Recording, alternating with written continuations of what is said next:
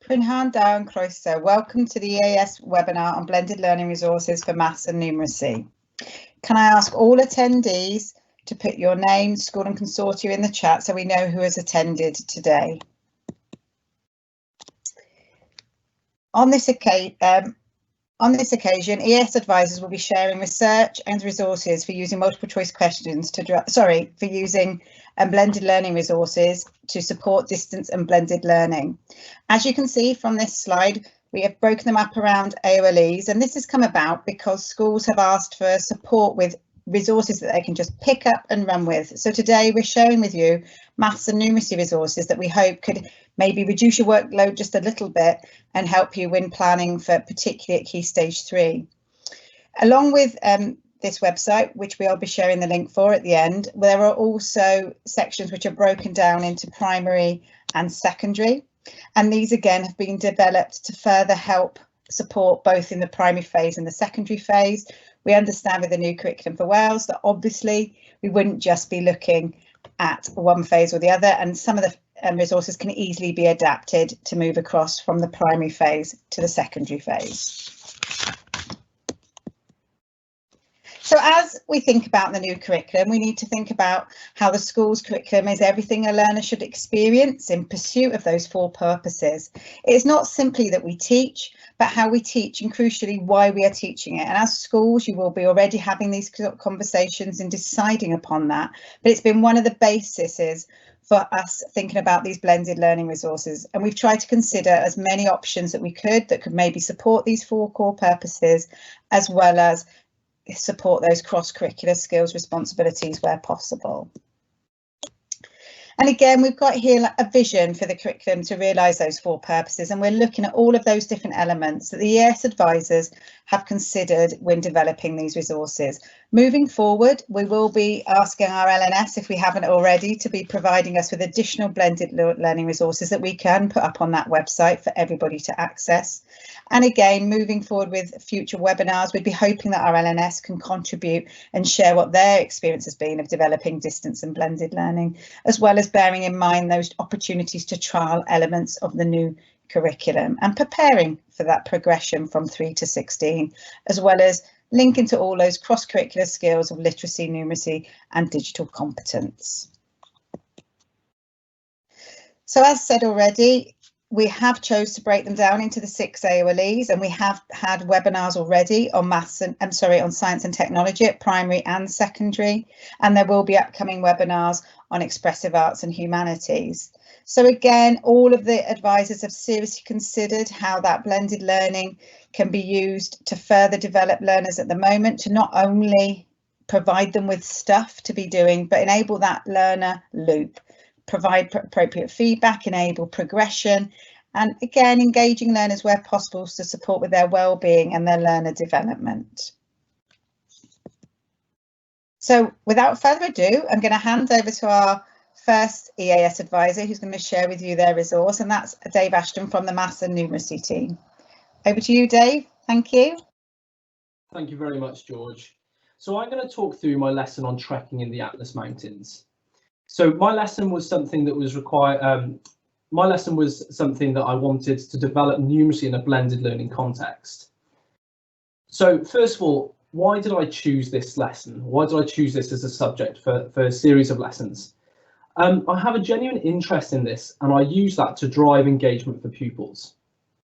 I felt that there was a lot of cross-curricular links that could also take place. So for example, in science, the effect altitude has on the body. In history, World War II in Northern Africa.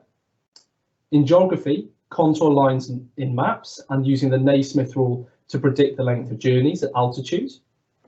In design and technology, or more specifically within textiles, the difference between synthetic and down products. In ICT, using spreadsheets to complete repeated calculations that would save you time. And in art, also completing scale drawings. I also felt that this topic promoted a healthy lifestyle. During lockdown, daily exercise was something that we were all limited to for 1 hour. And I found that walking or trekking is something that is easily accessible for most people. Also, when I completed this trek myself, I'll show you some photos just to prove that I have done it. I found that I was constantly using my numeracy skills and my mathematical skills to make sure that I had a really firm understanding from the planning stage all the way through to actually completing the journey, whether it was using data to inform decisions or interpret graphs, choosing the best airport to travel from and using logical reasoning why that was the best airport to travel from, finding the cheapest holiday insurance, predicting how long I'd take on the trip, finding the best place to camp, or using time zones were all just a rich form of numeracy that I had to be really proficient in. I also used the numeracy framework to look at these topics, how they could be used, and to help spot any missed opportunities to develop. For instance, holiday insurance wasn't something that I initially looked at, but it was something that I had spent time doing and was something that was easily developed in this lesson in an authentic context. So first of all, this was me on New Year's Day on the 1st of January 2018. It was probably the best New Year's I've ever spent. In fact, actually, it was definitely the best New Year's I've ever spent. Some people thought I was mad, but it really was an enjoyable trip and something that used all my numeracy skills to a really high level. I also felt that this lesson really made a firm use of developing the 4 purposes of learning in the new curriculum. In terms of blended learning, I focused on using a flipped classroom model so that theoretical content could be delivered at home and then more engaging projects could be completed in class. My learning episodes for this series of lessons are split into 5 learning episodes, each linked to flipped learning material that are easily accessible for teachers that they can pick up and run with straight away. And it focused on the different areas throughout the planning and actually going on the trip that required effective use of numeracy skills. I also played a caveat to Wales just to give students a really clearer understanding of what was required from completing this trek, that most pupils, or some pupils certainly, will have an idea of what it's like to climb Pen y Fan, and some pupils will have a clear understanding of what it's like to climb Snowdon. By completing a scale drawing here, you can really see the scale of the challenge that is going to be taken on from climbing the Atlas Mountains. So learning episode 1 looked at the trek from Ymyl to Tubakal, and it looked at the data that was provided, for instance, the average temperature for different months of the year. There's additional data given around hours of sunshine and the amount of rainfall that students were required to interpret this data and make line graphs for, which looked something like this. But students would be required to make these graphs. It wasn't enough to just create these graphs. I wanted students to interpret these graphs. So by giving them some recent research regarding the best temperature to find, the best temperature to complete a trek, was something they could actually interpret their graphs to identify the best time of year to actually climb the Atlas Mountains. Ironically, when I went and found this research, it was given in degrees Fahrenheit, and everything that we are used to dealing with in this country is degrees Celsius. So that brought another opportunity for students to use their numeracy skills to interpret a conversion graph, to convert from 50 degrees Fahrenheit into degrees Celsius, and then use that to interpret in their graphs. Students were then required to write a conclusion as to when they thought was the best time of year to climb the Atlas Mountains. Option 2 focused around something that has been many a discussion with friends of mine over the years regarding what is the best airport to travel from. Students were required to complete a homework task using the website skyscanner.net to go and find the best return flights, or certainly the cheapest return flights, from 5 different airports. Cardiff in Wales, Bristol just over the border, London, Gatwick, Birmingham and Manchester. The students were also encouraged to not forget travel time and parking costs at each airport, as this is something that I have found in my own personal life is something that's often overlooked, that just because an airport is potentially £20 cheaper than our local one in Cardiff, it doesn't actually make sense for the journey all the way to Gatwick, with all the petrol costs, additional parking costs and even potentially a hotel cost to have to encounter. Students were also provided with these costs, and that link would take students to a Google map to show them the distance from Cardiff to that airport, but this can be easily changed providing on your location. Students were then asked to rank their airports in their own preference, from 1 being their best choice to 5 being their worst choice.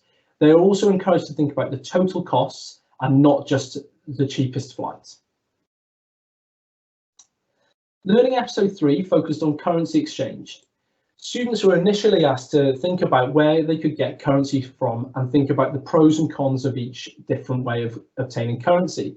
So for instance, if you were getting your currency from an online retailer, a pro could be that they probably have the cheapest rates because they've got no overhead costs. For instance, they don't have to run a shop. But a con would be that you'd need to be really organised and order your currency to come before you go on your trip. You can also have a look at banks and airports. And one of the things that I really wanted students to know was the historical disparity between online prices and the price that you get at the airports. For instance, although this is in 2014, if I'd been organised and ordered my currency 9 days before I travelled, I could find that the price of euros and the price of dollars was much more competitive online than buying it last minute at the airport. It also became an opportunity to look at the importance of obtaining holiday insurance. When I completed the Atlas Mountains trek myself, holiday insurance was something that was really, really important, that I needed to make sure that I'd got myself covered up to 5,000 meters altitude. If I hadn't selected this option and I'd encountered difficulty breaking my leg, for example, coming down one of the slopes, and I've been rescued by a helicopter, I could have faced a very expensive bill if I hadn't been clear in terms of what my holiday insurance was. Learning episode 4 looked at the trek itself and predicting some distance, time, speed calculations. Students were also required to interpret an elevation change graph from Imil to Tubacal to highlight the harder parts of the trek. And then also students were introduced to something called Naismith's rule, which required that for every 3 miles walked on the flat and then every 2,000 feet of elevation would add an additional hour to each part of my trek. There's also the chance for students to unpick and critique claims made by certain people. So for instance, George has said that she can walk at an average pace of 3 miles per hour when she's at home. So she will reach the top in 3 hours of a 9-mile trek. This wouldn't strictly be the case, unfortunately, George, as when you're climbing at altitude, it really does have an effect on the body. And using things such as Naismith's rule would encounter students that they will walk at a much slower speed at altitude. Students are required to actually use oracy skills to agree or disagree with George's statement and justify their answer and think about things to consider. Andras has also made a statement that it would take him 14 hours to get up Tubacal after doing his calculations, so it would take him the same time to get down. Again, students are required to say whether they agree with Andras' statement, they're required to justify their answer, and also to think about things to consider. And the good news for Andras is that when you're walking downhill, it's a lot quicker than walking uphill. Learning episode 5 focused on 2 different things. It focused on camping and where would be the best place to camp. So students were given a hypothetical map of the area. They were told that there are mountains on each side, that you'd want to make sure that you had the sun in the morning to make sure that your tent got nice and warm as soon as the sun started to rise, and also that you wanted to be a nice distance away from the smelly toilet block. So students are required to use loci skills to identify where would be the best place to go and camp. Finally, students were required to use time zones effectively. They're told that they have a friend who is currently climbing Mount Everest in Nepal, and he's offered to give you some advice about your trip. Your friend is also given an outline of his timings of when he's in Nepal and when would be a suitable time for you to get in touch. Now, these times are obviously all in Nepal time, and also you have to unpick when would be a suitable time to get in contact with your friends.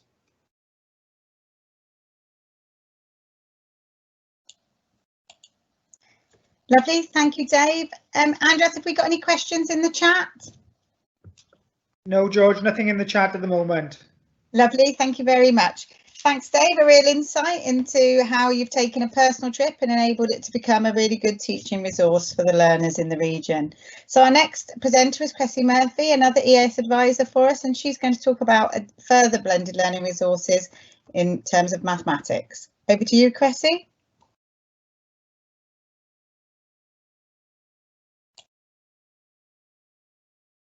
Thank you, George. Thank you, Dave. So I'm going to talk to you about the next section of resources that we've been developing as a team. This section is not, unfortunately, quite as exciting as Dave's Atlas Mountains adventure. However, they are designed so that they can be picked up and used, so both in and out of the classroom, and adapted according to whatever the circumstances happen to be at that moment in time. So, as I said, it's designed to support learning both in and out of the classroom. And so whether that be fully distanced learning, a blend of learners being in or out, or those learners being into the classroom. They're also editable to suit your schemes of learning. And they're based on the principles of the curriculum for Wales. So when developing them, we were thinking about how to ensure that we would take into account 12 pedagogical principles. You can see the 4 what matters statements here on this slide, and also the 5 proficiencies. In particular, developing the conceptual understanding, moving through fluency, logical reasoning, strategic competence, and communicating with symbols where appropriate. Could I have the next slide, please?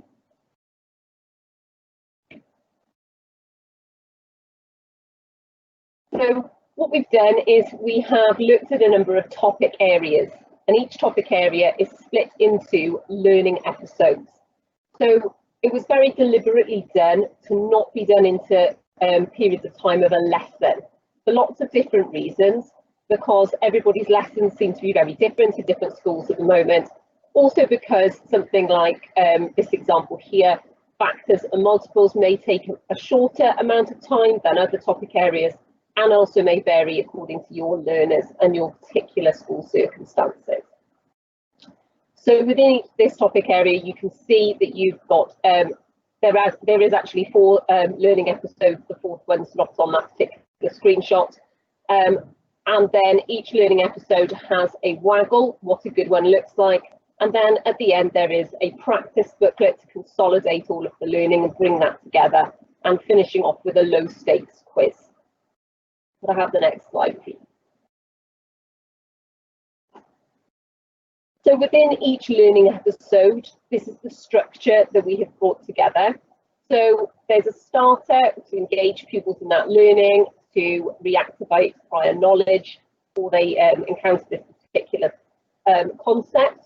And that has been split into versions which can be deliverable either live, now that might mean live in the classroom with the students physically, or it might mean live if you're teaching live through Teams or Google or another platform.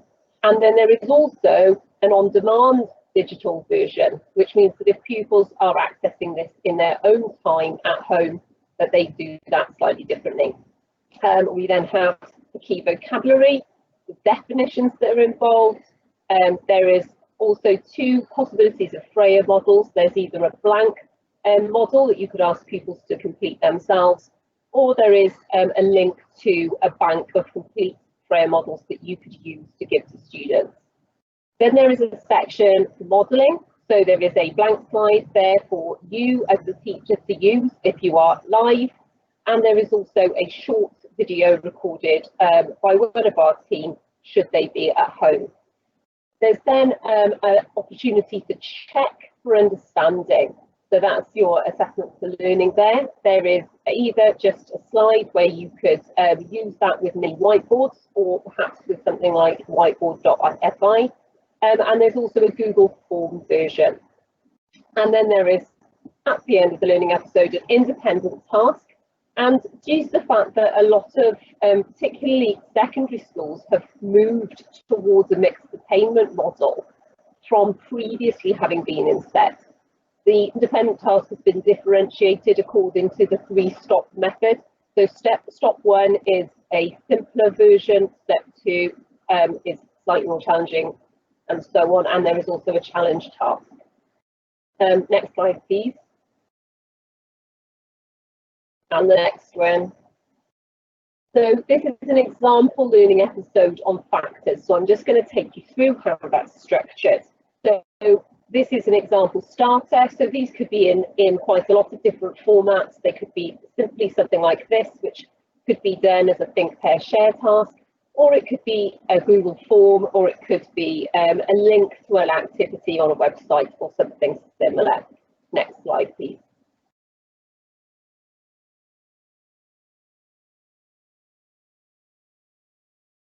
Thank you. So this is an example of this particular task, which could be done on demand. So as the teacher, you can just delete whichever slide is superfluous and focus on the one that you want to use. So in this case, it is exactly the same starter task, but pupils are able to put their answers on a Jamboard. There's an example there. As the teacher, you would need to copy that and set it up to your own Google Classroom so that pupils' answers then come to you and not to me. Next slide, please. And this is an example of what the Jamboard could look like. As you can see, different pupils are putting their answers in different colours, lots of different ideas, and they can collaborate together. And that really supports that peer interaction that we know, if they're working at a distance, is so important to their well-being and their engagement in their learning. Next slide, please.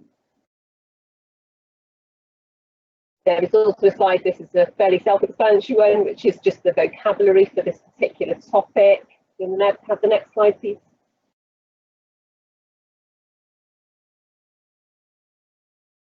And also a definition. Again, the teacher is able to talk through this or just give it to the pupils to look through in their own time.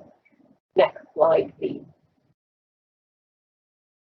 So this is an example of a Freya model. There is quite a large body of research that supports use of Freya models in teaching mathematics, and this really does give pupils an opportunity to explore that topic area and have something to look back to. So there is a blank one, and on the next slide as well, if you could go to the next slide, please, you'll see that there is a link to where you can download ones that are already completed. Okay, so the next slide, please, will be all about the modelling section of the lesson. So as the teacher now, you would just use this slide to model this live on your whiteboard, or you could use that through Teams. And if we go to the next slide, then we'll be able to see that there is also an on-demand version, and that's just a little video, 2 or 3 minute video going through that particular tip. The next slide then shows a checklist that pupils can use to refer back to. Now, I am aware that there's quite a lot of different options there. You do not have to share all of this with pupils. The purpose of this is very much that you can take it as the teacher, delete all of the slides that you don't wish to use, and it's easily customizable in that way. Okay, if we go to the next slide, we'll be able to have a look at the progress check. So this particular one could simply be the teacher asking questions in class and the pupils answering on their mini whiteboards. If you were doing this live, or indeed you could use this in the classroom, you can use whiteboard.fi. If pupils have their own devices, this then turns their tablet or phone or other device into a mini whiteboard. And they can write on it with their finger, and it will then appear on the teacher's screen. So a digital version of a mini whiteboard.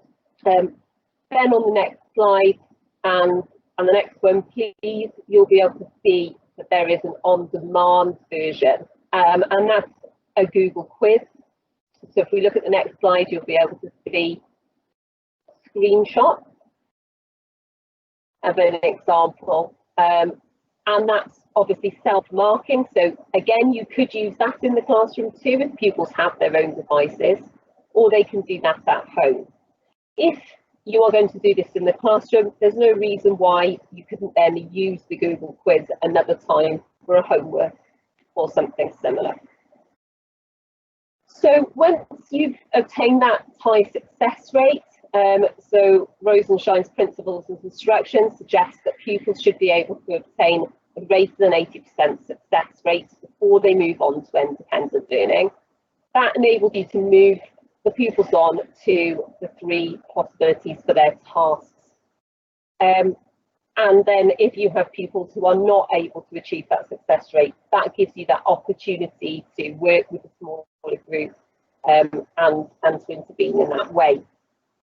So if we just have a little look at this particular task, as you can see in stop 1, we have got a reasonably simple version. I've just highlighted one particular question there.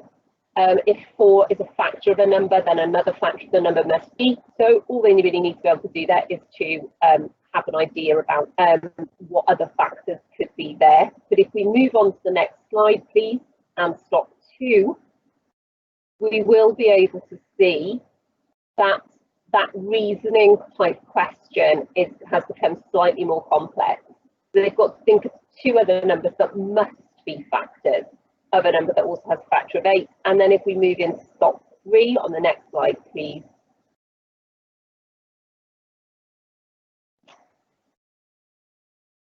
So once we get to that next slide, you can see that that's become, again, a little bit deeper, a little bit more complex reasoning for pupils to work through. Now, there's no reason that every pupil has to just do one task. They may start with task 1, do a few, think this is a little easy for me, and move themselves on. So encouraging pupils to self-regulate and really think hard about which task they should be picking is really key here. Okay, and then the next slide. So the next slide is a challenge task, which was taken from Don Stewart's excellent blog Median, which really then gives pupils an extra task to really get stuck into and to take up any remaining time, because this is quite an open-ended task. That means they can really get in and explore some mathematics. Okay, so the next slide shows that all of these tasks have got all of the answers done. Here we go. So if pupils can check their own work, and they can also peer assess if that's appropriate in this particular situation. So that's how the learning episodes are structured, and as far as the topics allow and it is appropriate, we are structuring the learning episodes in the same way, so that pupils can get used to that, the way that's structured, and also you as the teachers as well. We've also, wherever it is appropriate, provided a waggle. So that stands for what a good one looks like, and provide the models for learners to refer back to. And we like to handwrite those, because it really does show them how they should set out their work so that it's the best that it can possibly be. Okay, so once they've completed all of the learning episodes, whether that be in class at home or a mixture of both, then there is also for each topic a practice booklet. So if we go to the next slide, please. The practice booklet, this one was one I had actually already made. So it's not just appropriate for year 7, it's appropriate for whichever year group happens to be doing multiples of factors and primes at this moment in time. This is really to consolidate the learning episodes for that topic. And also to provide more problem-solving opportunities. Each booklet has got a QR code on the front, which takes the pupils to a video that they can watch, which takes them through some worked examples and also all the solutions to the questions in that booklet. So next slide, please.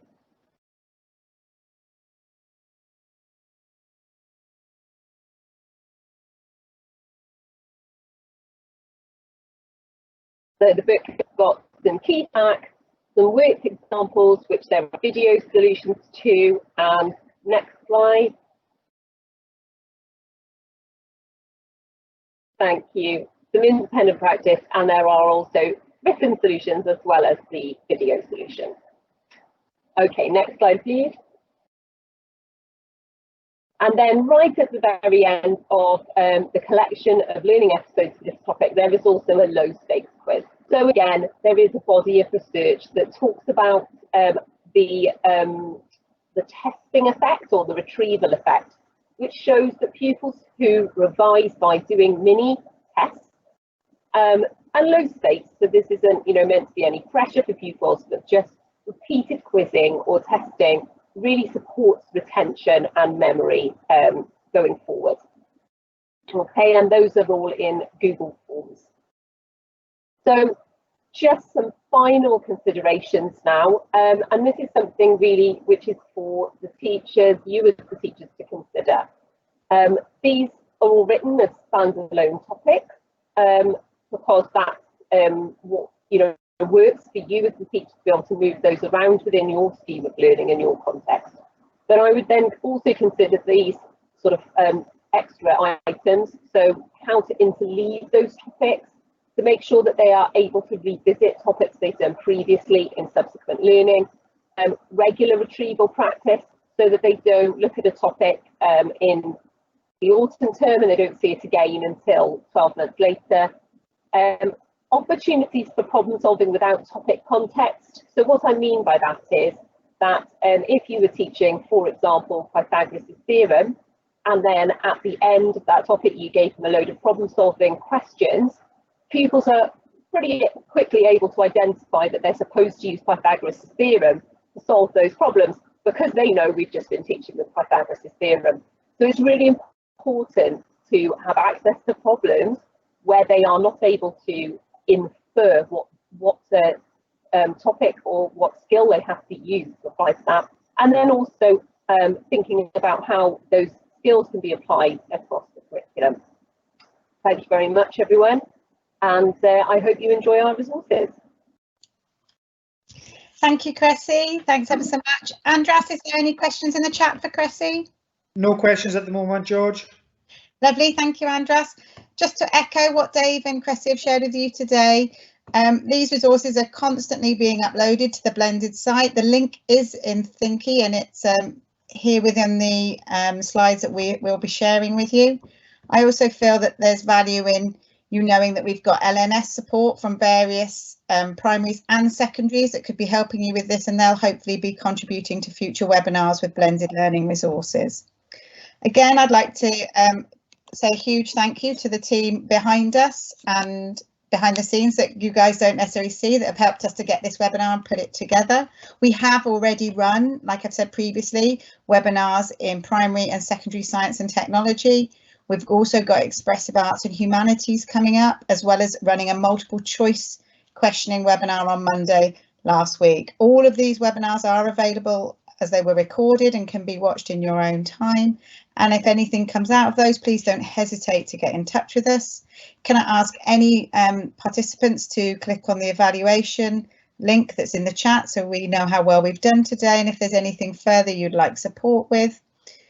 And again, if there's any additional topics or elements of mathematics that you'd really benefit from us getting a resource together for you, we could prioritise that moving forward. I'd also like to echo that we've also got a separate Google Drive that's been being shared constantly over Twitter and through network meetings, which has lots of different resources on it that you could use to incorporate your planning for blended. The purpose of these resources today that we've shared with you are that you can literally download them, pick them up and run with them. And if you're not sure how to download, there is a help guide and video within the website, as well as the national guidance on blended learning and SDN support material. So please feel free to access that and have a look at that. Finally, just to say a massive thank you to everybody that's presented today and any future LNS that are helping us with this. All links are shared through the Head Teacher playlist to any upcoming PL and webinars, as well as through our Twitter feeds. And if you have any comments or things you'd like to share with us, please don't hesitate to contact any of us, and the contact details are there, and this PowerPoint will be within the link on the YouTube channel. Thank you very much.